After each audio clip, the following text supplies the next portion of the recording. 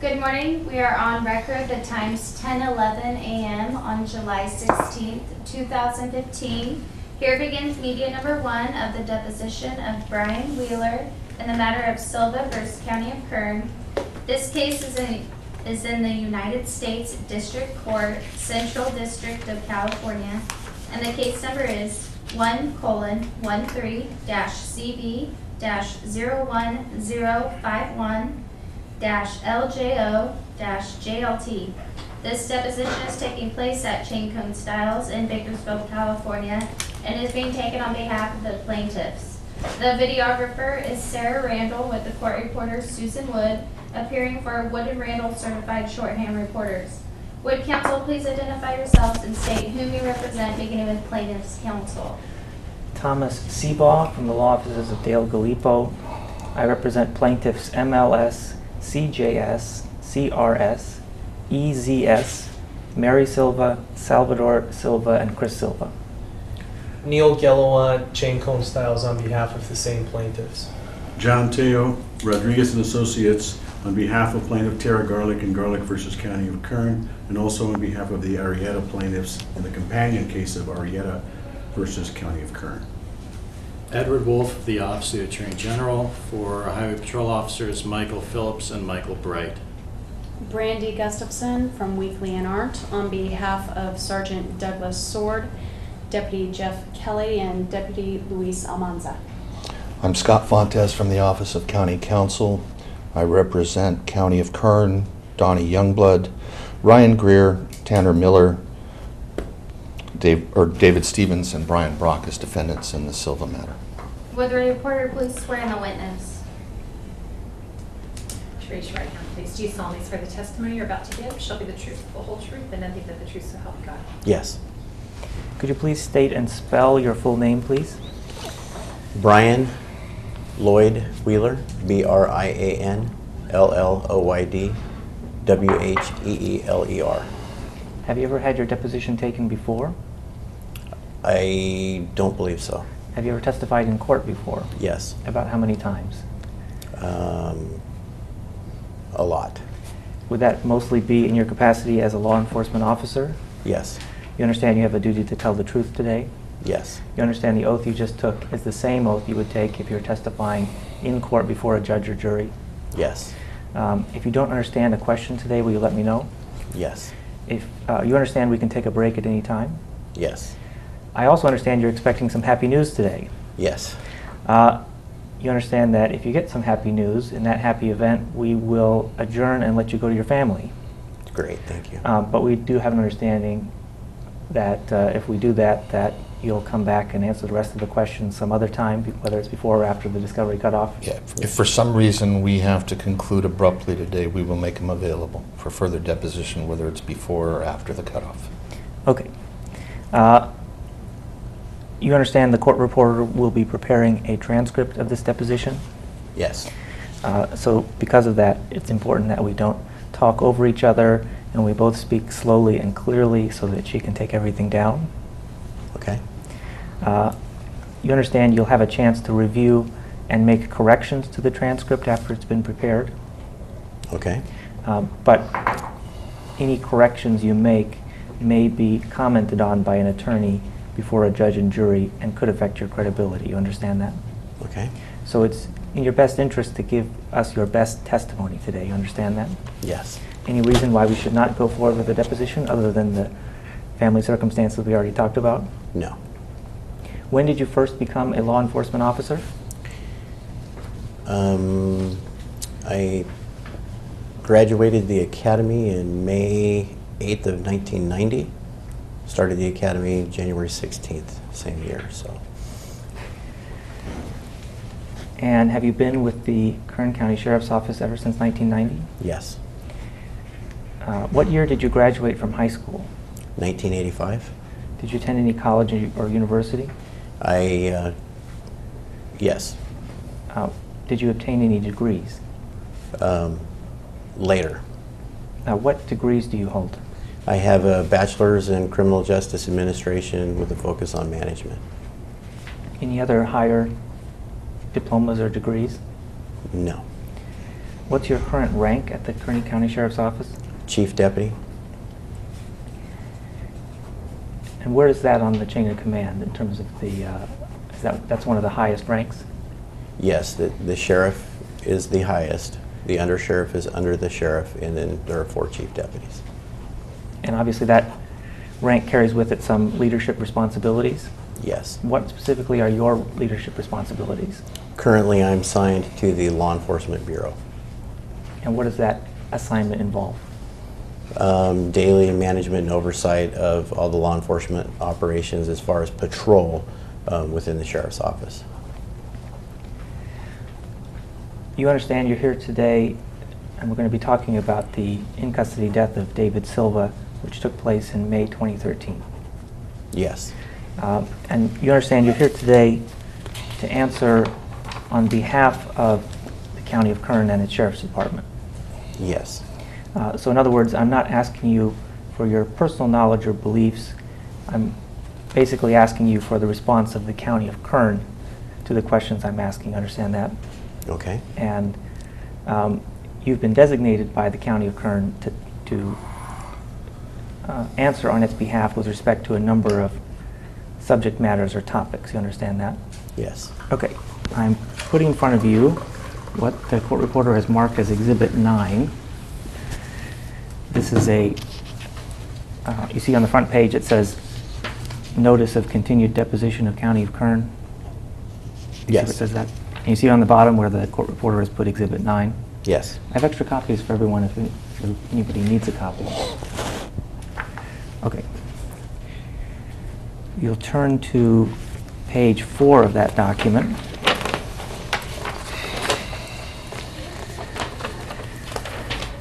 See where it says Attachment A at the top of the page? Yes. And then going on to the next page, there are various paragraphs numbered 1 through 13, or sorry, 1 through 14. So where's that? He's talking about both pages, starting here with 1 Okay. and then going to 14. Yes. Have you seen this document before? Yes. Have you seen these topics before? Yes. And you understand you've been designated by the County of Kern to testify about topics 1 through 14 on this document? Yes. And you're knowledgeable on each of these designated topics? Yes. What did you do to prepare for your deposition today? I reviewed the folder that was provided regarding the incident. I reviewed this. I spoke with Mr. Fontes. What was in the folder that you reviewed? Which document specifically? The police reports, the toxicology report, the coroner's report, and that was the gist of it, the information that was put together during the case. Did you bring any documents together with you today? No.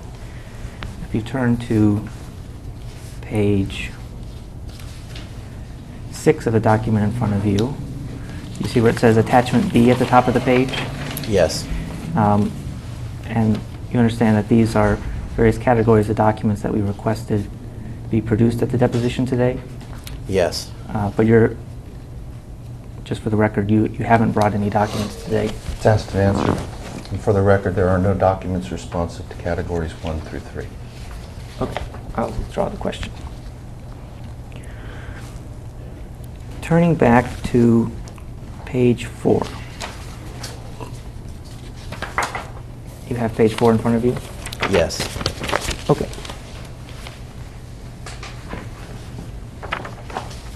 The County of Kern investigated the in-custody death of David Silva, is that right? Yes. And in the course of that investigation, it gathered evidence, Yes. spoke to witnesses, Yes. and the individuals involved in or assigned to the investigation documented the evidence that they'd gathered. Yes. And once the evidence had been gathered, it was submitted up the chain of command, is that right? Spade, go ahead and answer if you understand the question. Could you clarify?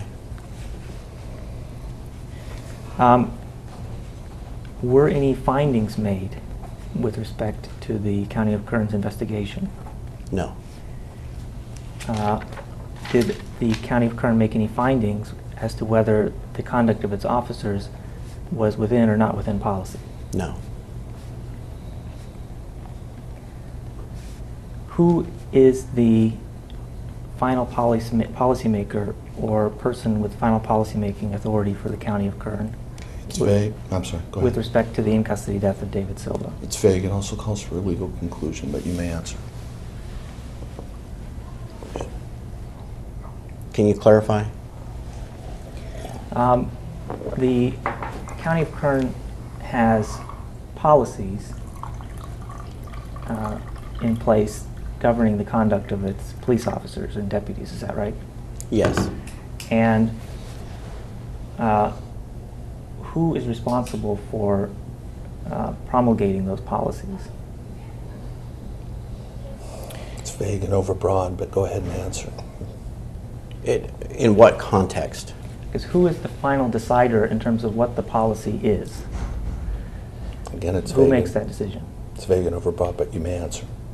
Are you asking who creates policy or who determines whether or not a policy has been violated? Well, let me ask you both questions, starting with the first. So who is responsible for implementing a policy? It's vague, overbroad. Go ahead and answer them. Well, managers and supervisors are responsible for implementing policy.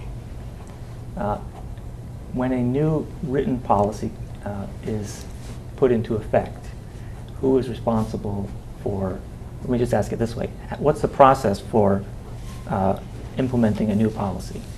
Again, it's vague and overbroad, but go ahead and answer to the extent you're able to. It really depends on the policy. But generally, if there's a new procedure that's being adopted, or if a policy needs to be updated, a lot of times that can start at a lower level, like at a commander or lieutenant level. Ultimately, that draft policy is created. It goes through several different reviews with council and others, and then makes it up to the chiefs and the undersheriff who review it and ultimately decide if that policy is going into effect. I'm sure the undersheriff probably covers that with the sheriff. I'm not positive on that. She would have the authority to enact policy, but it's a collective effort at that point. So the Kern County Sheriff's Office's top leaders have collective authority to implement a policy, is that right? It's vague and ambiguous as to top leaders, but you may answer the question if you understand it. We all have input on a policy. But what is the event? What has to happen? Let me withdraw that, start over so it's clear. In terms of the process that you just described, what are the necessary steps for a new policy to go into effect? Again, it's vague and overbroad, but you may answer. It really varies on the situation.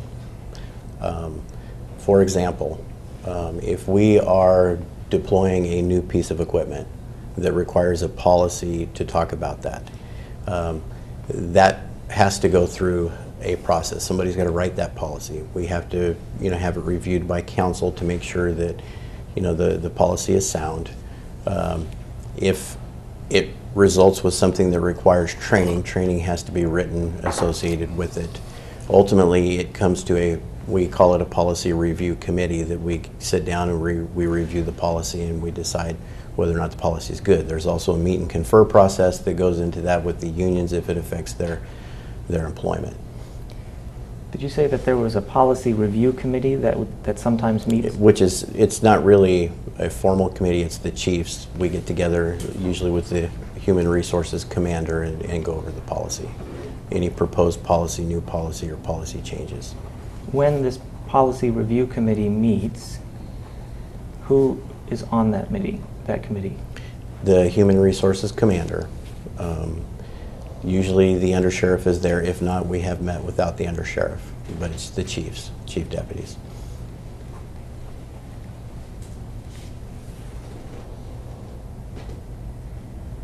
Who would have authority to rescind the policy? The undersheriff or the sheriff.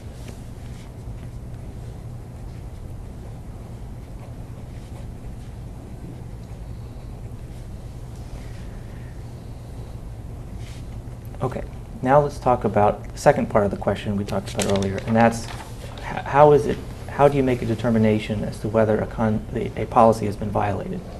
Again, it's vague and it's overbroad, but you may answer if you're able to.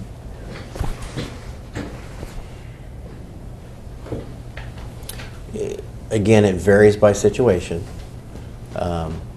We can receive an allegation of a policy being violated through the complaint process, where a citizen complains, or whether or not a supervisor recognizes a potential policy violation by one of his subordinates, or it's reported by someone else.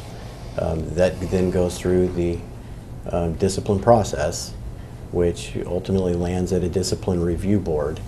The discipline review board, well, I'm sorry, before it goes to that level, it goes through a first review process where the chief deputy and the commander over that employee review the facts of the case together, determine what they believe which policies are violated. Then they issue findings, one of 4 findings on each alleged policy violation, either sustained, not sustained, exonerated, or unfounded. If there's any sustained policy violation at that point, then it moves to a discipline review board. The discipline review board then decides what discipline will be handed out regarding that particular policy.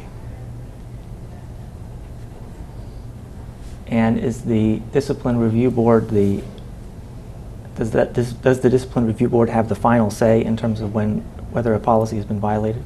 No. Again, it's vague and overbroad, but go ahead and answer. And yes. The answer was no.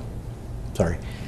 The answer is no. The sheriff can always overturn the discipline review board. Okay. Presumably, once the sheriff has weighed in, the sheriff has the final say. Is that right? Yes. It's vague and ambiguous and overbroad, but he's answered.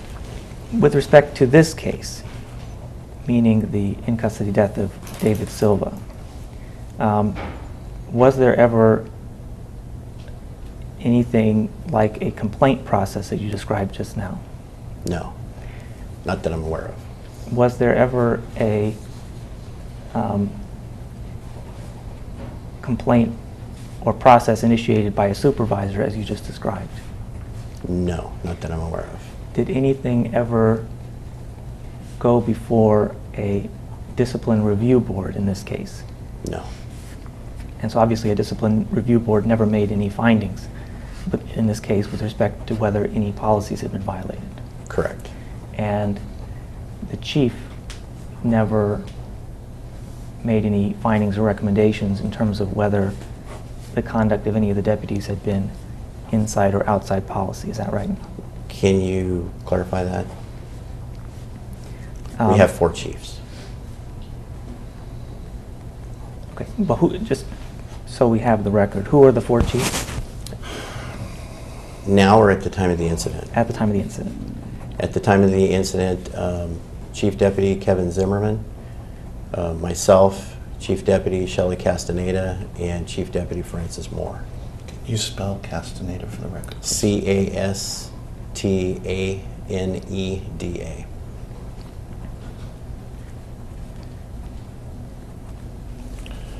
And none of those 4 chiefs made any findings or recommendations with respect to the conduct of the deputies in this case? No. What is Donnie Youngblood's rank? He's the sheriff. And did he ever make any findings or recommendations with respect to whether the conduct of the deputies in this case had been within policy? Not that I'm aware of. Okay, that's all right. I didn't hear the entire question, but he's answered it. Go ahead.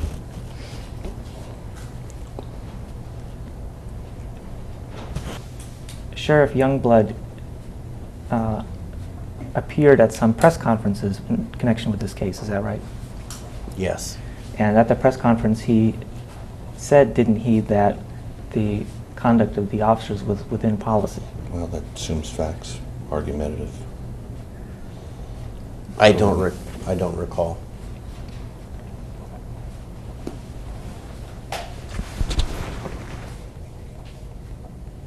I propose a 5-minute break. I just want to get one document. Going off record, it's 10:31 a.m.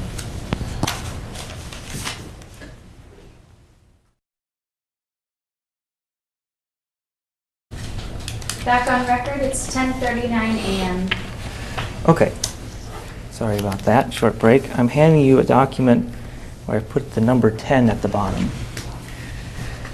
And I have a copy for myself, a copy for you, and this is the other copy I have. I'm afraid we're just going to have to Look at it first. have everyone share it. These are different. I think we just have 3 each. Well, I'm starting with this one.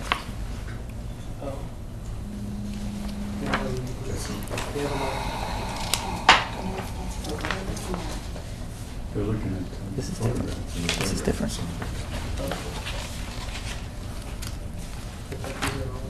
No, they're all different. You should look at this and tell me if there's anything.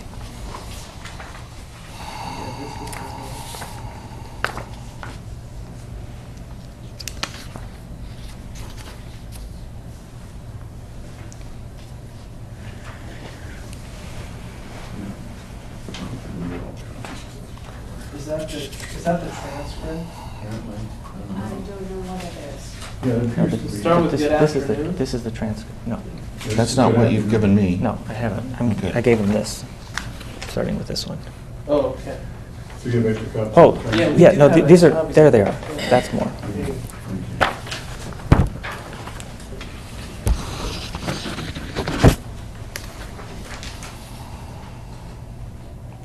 Can we go off record and have copies of this made? It is. I think we do have copies of everyone Well, now. this is his copy, and I'd like one for my own I think edification each one while of you're us questioning will them on have it. Okay. We'll go off the record. Off record, it's 10:41 Thank you. a.m. Okay, I'm sorry. I think we do have copies for everyone, but maybe I'm just getting everything Yeah, he's confused. just.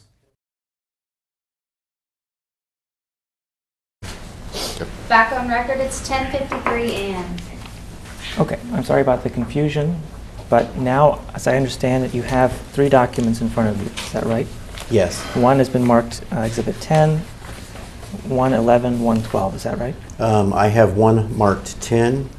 The second one has no marking, and the third one has no marking. Okay. Let's turn to the one that is titled Sheriff Defends Deputy's Conduct, Says Silva's Death Accidental. Do you see the document where it says that at the top of the page? Yes, sir. Can I have the court reporter please mark that as Exhibit 11?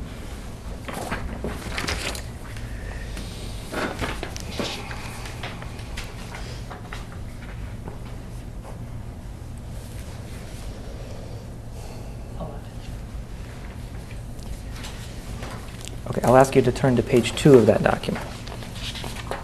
Do you have that in front of you? Yes. And the third paragraph down from the top begins, "in addition." Do you see where it says that? Yes. That sentence reads, "In addition, deputies never struck Silva in the head or neck. The findings of the Sheriff's Department were that 3 deputies struck Silva and they hit him in areas that policy allows them to strike." Do you see where it says that? Yes. But as I understand your testimony today, the Sheriff's Department never actually made any findings as to what had happened in the incident. Is that right? Yes. And they also never made any determinations as to what conduct was inside or outside of policy. Is that correct? Yes. Now, let's turn to Exhibit 12. Or the document we're going to mark as Exhibit 12. I'm sorry. The document has, at the top of the first page, transcript of Sheriff Donnie Youngblood's May 23rd news conference. Do you have that document in front of you? Yes. Would you please hand it to the court reporter so she can mark it as Exhibit 12?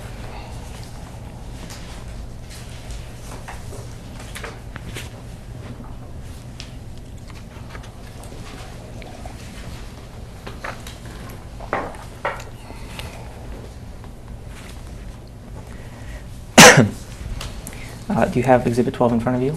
Yes, sir. Could you please turn to page 7?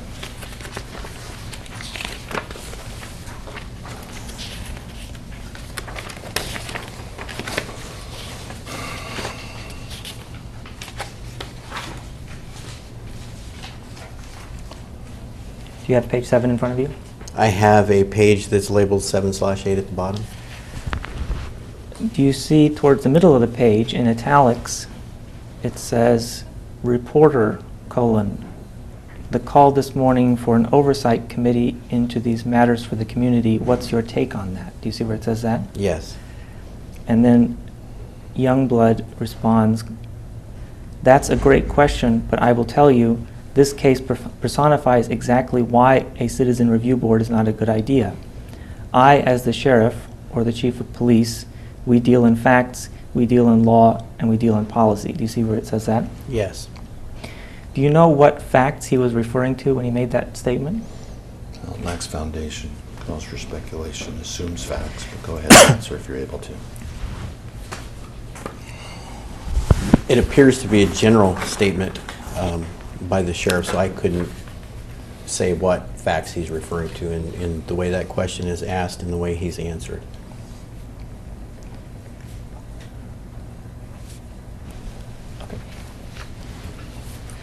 Turning back to the document we marked as Exhibit 9 that had the subject matters of testimony on that. Do you have that in front of you? Yes. Okay, let me just go through some of these subject matters on page 4 just so we're clear.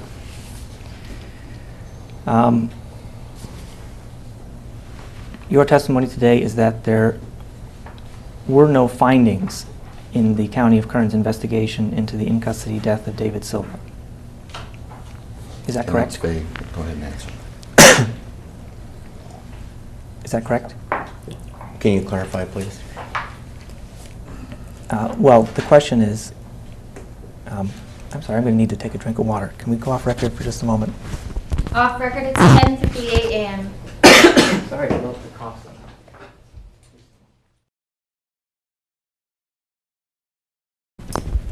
Back on record, it's 10:59 a.m.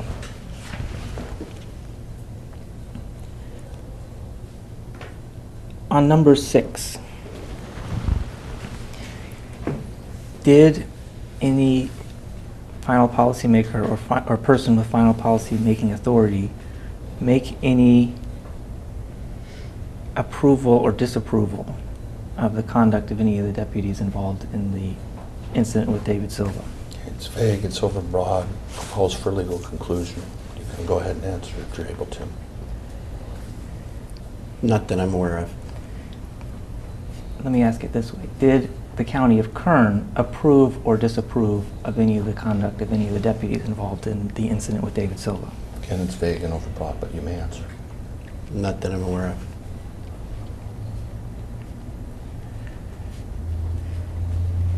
Did the County of Kern make any determination as to whether the use of batons against David Silva was within or not within policy? Not that I'm aware of. The County of Kern didn't make any determination, did it, as to whether the use of force against David Silva was within or not within policy? Not that I'm aware of. The County of Kern didn't make any determination as to whether the use of the hobble restraint was within or not within policy? Not that I'm aware of. The County of Kern didn't make any determination as to whether the use of a spit sock was within or not within policy? Not that I'm aware of. The deputies involved in the in-custody death of David Silva were acting in their capacity as law enforcement officers during the incident, is that right? Yes. They were acting in their official capacity as deputies or employees of the Kern County Sheriff's Office, is that right? Yes. And that would include deputies, deputies or employees, Sergeant in this case, Douglas Sword, Ryan Greer, Tanner Miller, Jeffrey Kelly, Luis Almanza, Brian Brock, and David Stevens, is that right? Yes. Okay. I have one last exhibit, which I'd like to ask you about. Let me ask a few preliminary questions, and if it's necessary, we'll make copies for everyone. It's a 138-page document. So, before I mark it as an exhibit, I'm going to hand you a document.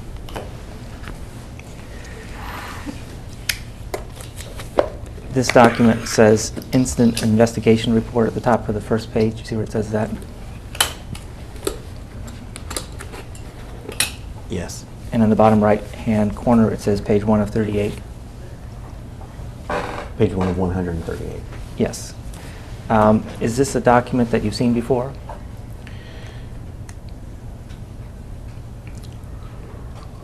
This specific document or one similar?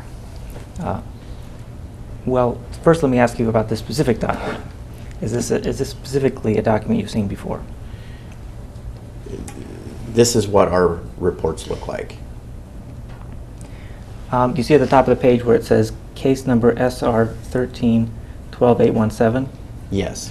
And that is a case number that would be unique to each particular case. No Yes. two reports would have the same case number. It's vague. Go ahead and answer. Yes. And this is the incident investigation report in the incident involving David Silva, is that right? Yes. Okay. Now, with respect to this specific document, have you seen this document before? Again, I would have to compare this to what I was given, I mean, page by page, to make sure that it's exactly the same as what I looked at. Does this appear to be the document that you reviewed in preparation for your, or one of the documents you reviewed in preparation for your deposition today? It appears to be our reports on it. I don't know that they're all here, obviously, without going through all 138 pages. Okay. Let's go off record. Going off record, it's 11:04 and. The problem we're having is that when these are printed out. That's all right. Back on record, it's 11:24 and. Okay. Chief Wheeler, you understand you're still under oath? Yes. And during the break, did you have a chance to look at some of this document we've marked as Exhibit 13? Yes, sir. And did anything jump out at you as being inconsistent with or different from any other version of this document you might have seen? No. Okay. Some force was used to take Mr. Silva into custody, is that right? Yes. And there were baton strikes used by some of the deputies? Yes. Also, there were some dog bites. Yes. Various witnesses gave various statements about what had happened during the incident. Is that true? Yes. Mr. Silva at some point was handcuffed. Is that right? Yes. At some point a hobble was put on. Yes. The hobble was connected to the handcuffs. Yes.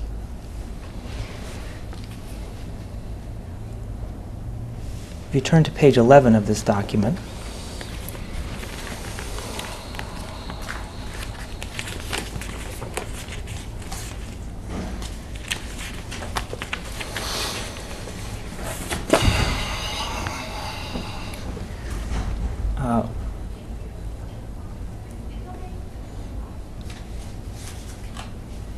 Officer Bright was the one who first applied the hobble restraint to Mr. Silva's legs. Is that right?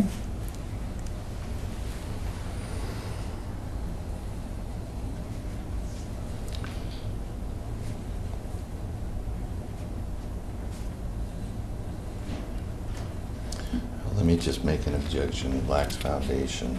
The document speaks for itself. He can answer.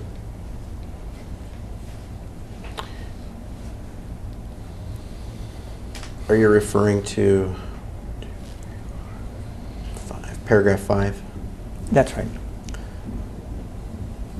According to this particular report, the way I read it, it says that he attempted to place the hobble and he was able to get it around one leg and then passed it to the deputy who was trying to hold Silva's legs. That deputy was then able to apply it.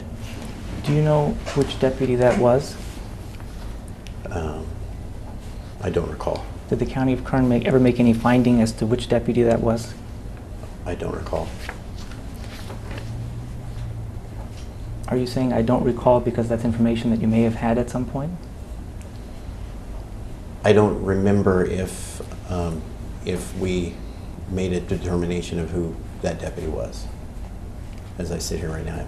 What would you need to do to find out which deputy that was?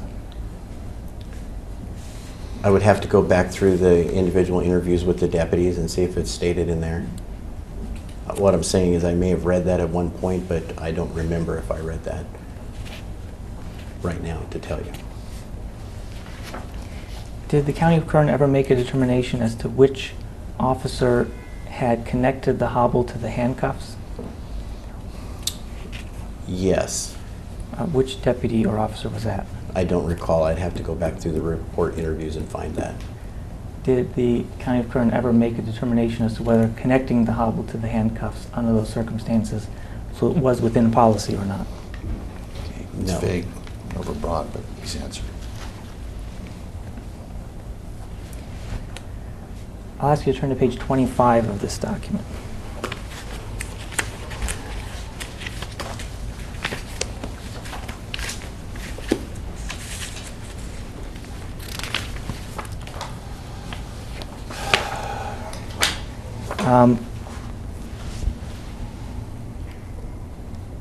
The third paragraph down, you see where it begins, Deputy Stevens estimated?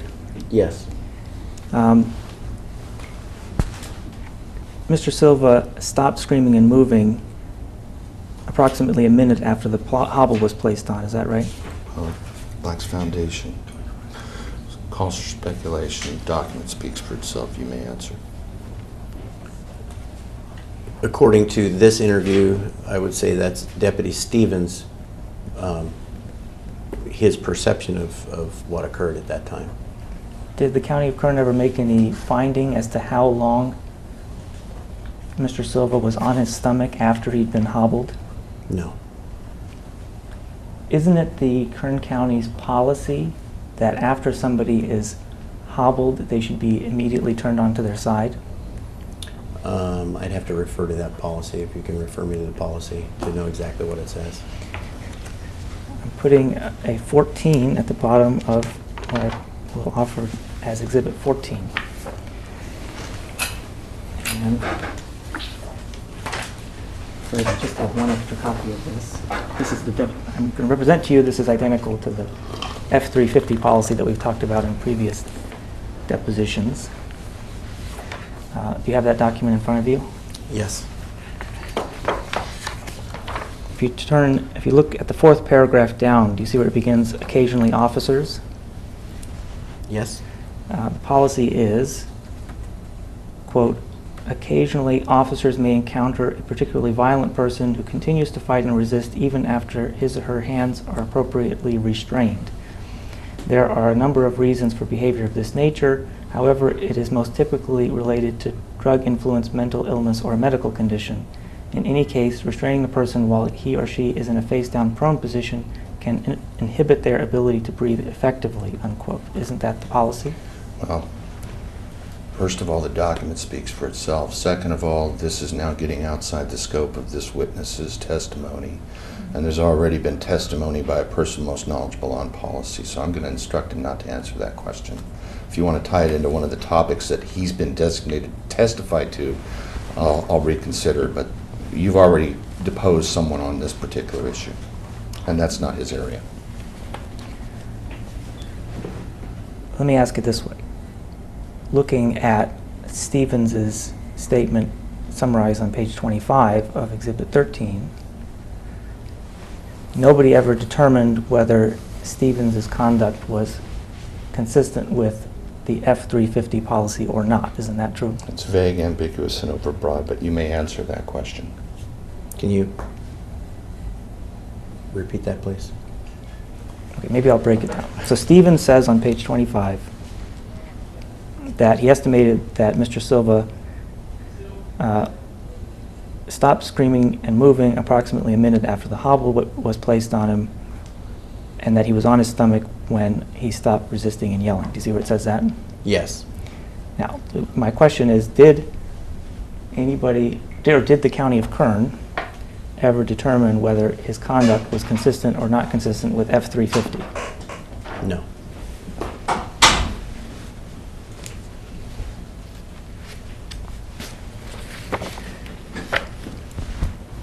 ask you to turn to page 56 of this document.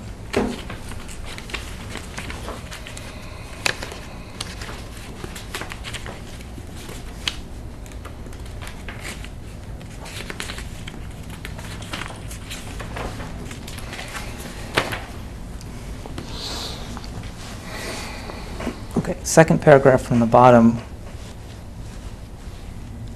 You see there's a paragraph that begins, Jessie asked Land to tell her again. You see where it says that? Yes. Jason Land was allegedly a witness to part of the encounter with Mr. Silva, is that right?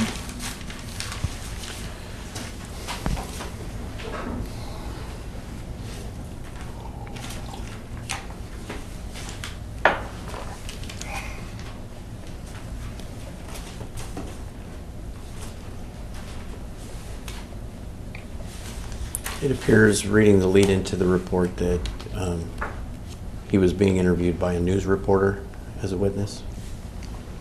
Did Kern County Sheriff's Office deputies or detectives ever interview him about what he observed in the incident? Well, Black's Foundation. You may call for speculation. Go ahead and answer if you know. I don't know. At any rate, someone from the Kern County Sheriff's Office summarized his statement to a news reporter and included it in the incident or investigation report. Same objections. Go ahead and answer if you're able. Based on reading this report, the reporting officer says that he was present during an interview between a reporter and Land, and that he's taking statements from that interview. Okay, and that statement from Land is included or summarized in the incident investigation report that's in front of you? Yes. And the Black's Foundation. He can answer. That's your understanding, at least? Yes. Land states, quote, "We see one officer and a canine dog with a man face down begging for his life." You see where it says that? Yes. And Land says, or your understanding is that Land says that the dog was biting the man's leg and the deputy had his knee on the man's neck. Do you see where it says that? Yes. The Kern County Sheriff's Office and the County of Kern never actually made the determination as to whether what Land said was true or not. Can you repeat that? Let me strike that and ask it a different way. The County of Kern never made a determination as to whether any of what Land said was true. Is that right? That's correct. So you never determined whether the deputies, quote, beat him till he stopped moving, unquote, as Land described it. Assumes facts overbroad. Vague. Go ahead and answer if you're able.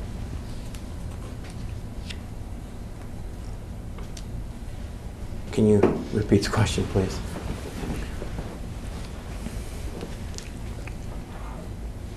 The County of Kern never made a determination as to whether the deputies beat Mr. Silva until he stopped moving. Same objections. Go ahead and answer if you're able. No. And they never made a determination as to whether the deputies grabbed their back's pole or whatever you call it and beat the man till they killed him. It's vague. It's ambiguous. Black's Foundation. Go ahead and answer if you're able to. Can you repeat that? Which part are you referring to? Referring to the last sentence in that second paragraph from the bottom on page 56. Okay, I see that. And the deputies never investigated whether that was true. Or I'm sorry, I withdraw that question. Let me move on.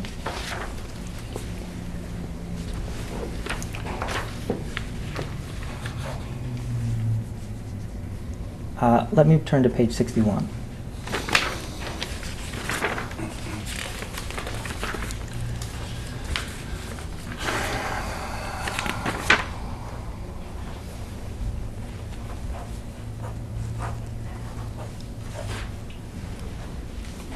Your understanding is that one witness to the incident is Ruben Ceballos. Is that right?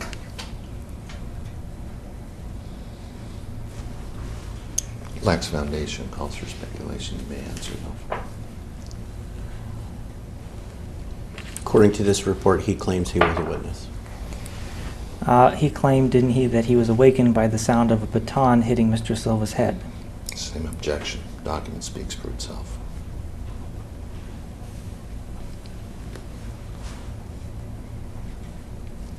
Yeah, sorry, you may answer.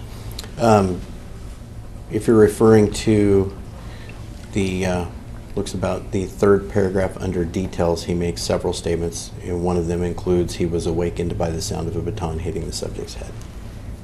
Did the County of Kern, strike that. The County of Kern didn't make any determination as to whether Mr. Silva was struck in the head with a baton. Isn't that true? It's vague and overbroad. Go ahead and answer if you're able. When you're referring to County of Kern in this case, are we talking as the sheriff's administration? That, yeah, the County of Kern would include the Kern County Sheriff's Office. Still vague and overbroad. If you understand the question, go ahead and answer. I'm not clear on the question. Did the County of Kern or its Sheriff's Office ever make a determination as to whether Mr. Silva had been struck in the head with a baton? Same objections. You may answer it if you understand the question. Based on my review of the coroner's report, there was no evidence of baton strikes to the head. Well, a witness says on page 61, doesn't he, that Mr. Silva was struck in the head with a baton? It's argumentative and the document speaks for itself. It also lacks foundation and calls for speculation. You may answer. According to this statement given by this witness, he claims that. But did the County of Kern's investigations ever result in a finding one way or the other as to whether Mr. Silva had been struck in the head with a baton? Okay, again, it's vague and ambiguous and overbroad, but go ahead and answer if you're able to. It's also asked and answered. Go ahead. I've already stated before we didn't come to a finding on this case. Okay, and then the County of Kern never determined as to whether the baton strikes were inside or outside of policy, I think it's asked and answered. including any baton strikes to the head. It's been asked and answered, but you may answer it again. Go ahead. Can you repeat that, please? I think we can have it read back.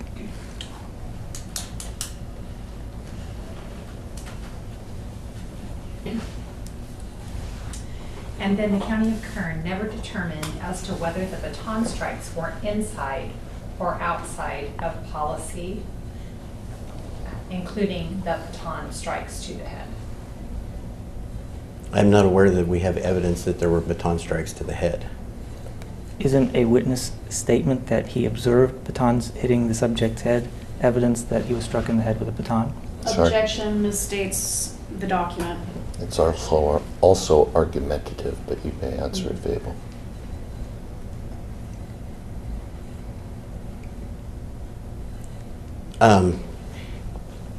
Certainly, a witness statement could be considered oral evidence in any case. However, there are multiple forms of evidence, and people can claim a lot of different things, but in this case, it was not supported by the coroner's findings.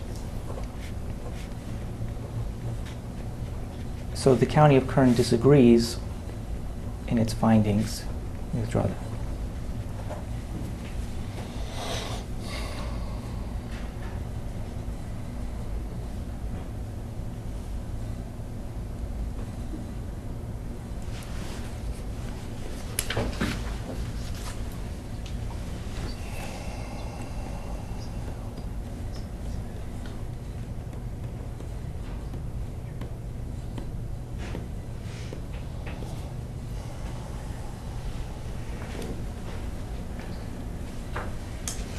Has the County of Kern ever made a determination as to whether the conduct of any of its deputies was within policy?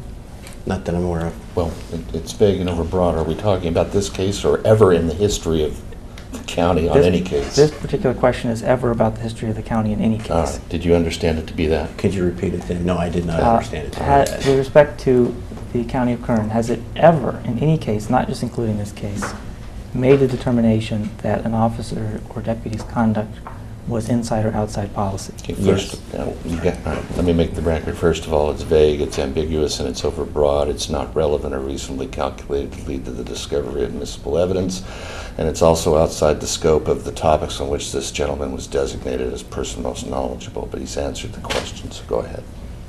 Why didn't the County of Kern make any findings in this case as to whether the officer's conduct was within or not within policy? Okay, it's argumentative, lacks foundation, outside scope of the deposition. I'll let him answer it, though, if you're able to. I'd have to speculate on an answer.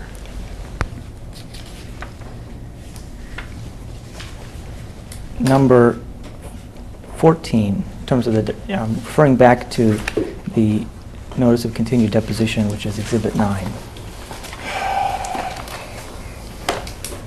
And I'm looking specifically at page 5 at the top of the page.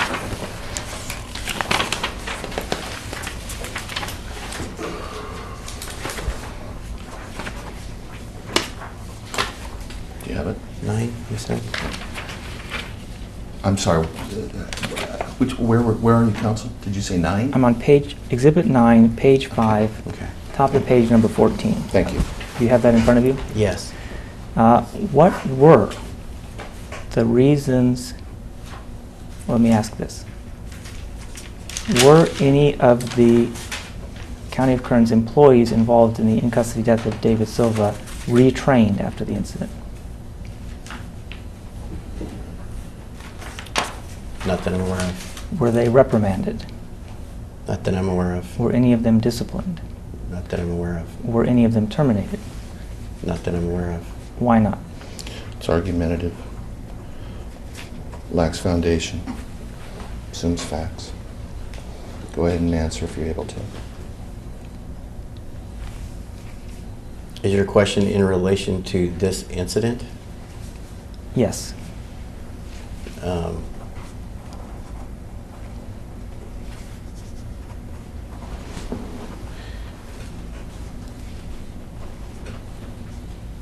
Can you repeat that, please? May I have you read it back?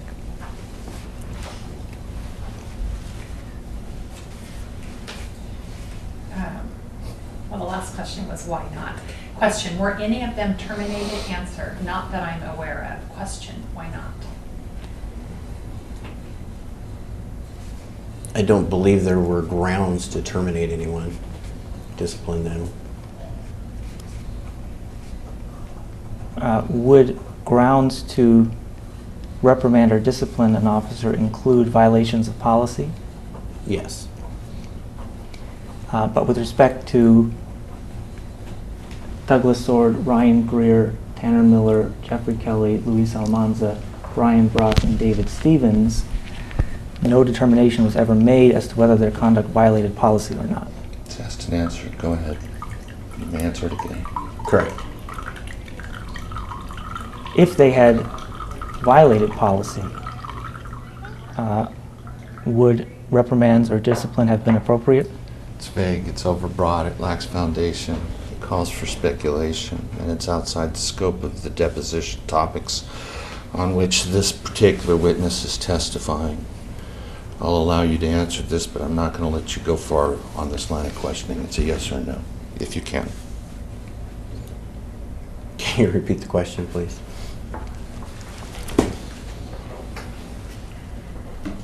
If they had violated policy, would reprimands or discipline have been appropriate?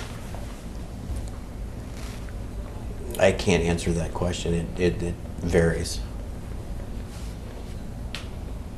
Who has the final authority to reprimand or discipline officers if they are found to have violated policy? It's overbroad, it's vague. Go ahead and answer if you're able to.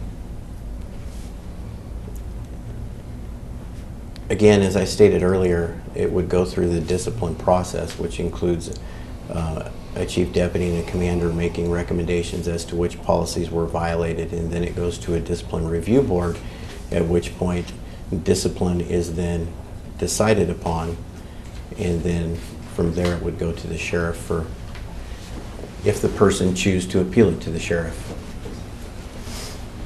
Why didn't why didn't this incident wind up with the discipline review board? It lacks foundation, it's overbroad, calls for speculation. Go ahead and answer if you're able to. In order for something to get to a discipline review board, there would have to be an allegation of a violated policy. And as far as the Kern County Sheriff's Office is concerned, there's no allegation that there was a violated policy in this case? Again, it's overbroad, lacks foundation. Go ahead and answer if you're able to. I'm not aware of an allegation of a violation of policy. So you're not aware specifically of any allegation that the F-350 policy was violated? Same objections. No. Nobody ever made that allegation as far as you know? No.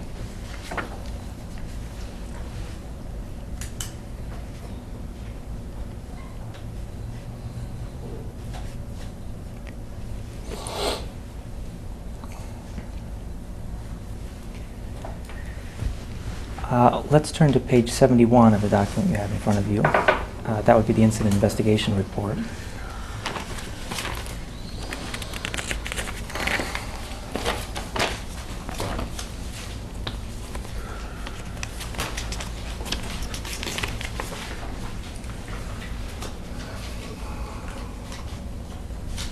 Do you have that page in front of you? Yes. Danny Medina told detectives that he could clearly see one of the deputies punching Mr. Silva when he was down. Isn't that true? Lacks foundation, calls for speculation, document speaks for itself. Or is that your understanding? Go ahead and answer. Same objection. Can you refer me to the location on that page, please? I'm looking specifically at the fourth full paragraph down, at the end of that paragraph.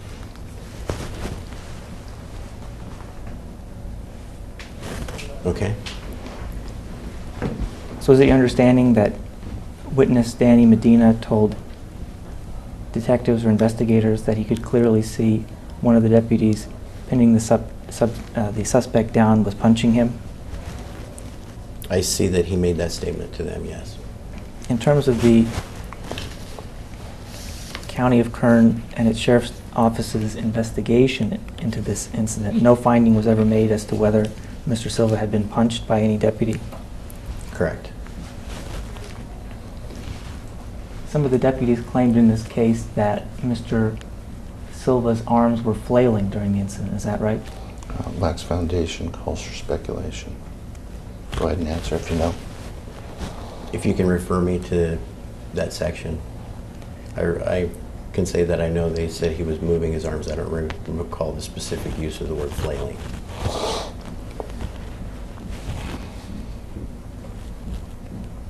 When you reviewed this document, did you notice whether any of the statements by witnesses was inconsistent with any of the statements given by the officers?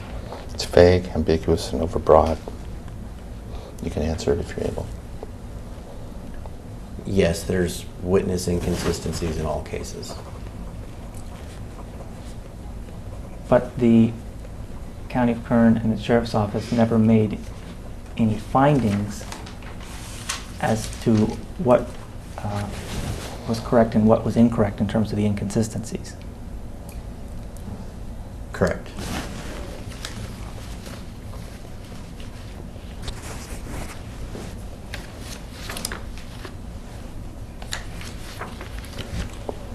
One of the witnesses to this incident, who was a private security officer, told detectives that the incident appeared to be excessive to him. Isn't that true? Well, it's